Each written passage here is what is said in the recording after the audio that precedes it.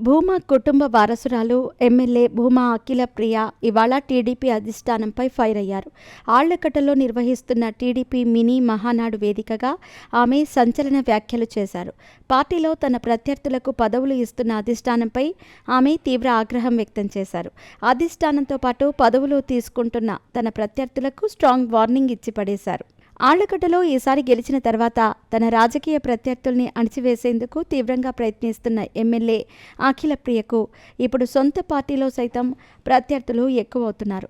దీంతోపాటు వారిని టీడీపీ అధిష్టానం పదవులు కూడా ఇస్తూ ఉండటంతో అఖిల ప్రియ ఆగ్రహంగా ఉన్నారు. దీని ప్రభావం ఇవాళ ఆళ్లగడ్డలో జరిగిన టీడీపీ మినీ మహానాడులో కనిపించింది. తనను కాదని పదవులు తీసుకుంటున్న వారిపై అఖిల ప్రియ సంచలన వ్యాఖ్యలు చేశారు. పనిచేసే వాళ్లకు, పార్టీకి అంకితమయ్యే వాళ్లకు, తమను నమ్ముకున్న వాళ్లకు తానే పదవులు ఇప్పిస్తానని భూమా అఖిల తెలిపారు. లోకేష్ వద్దకు తాను శ్రీకాంత్ అనే నాయకుడిని తీసుకెళ్లి పదవి కోసం సిఫార్సు చేశానన్నారు.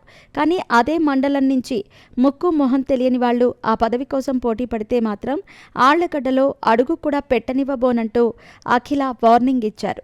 అలాగే అధిష్టానం కూడా ఇలాంటి అనామకులకు పదవులు ఇవ్వొద్దంటూ అఖిల ప్రియ కోరారు. తనకు తెలియకుండా తన నియోజకవర్గంలో ఎవరికీ పదవులు ఇవ్వొద్దంటూ అధిష్టానానికి హెచ్చరికలు చేశారు.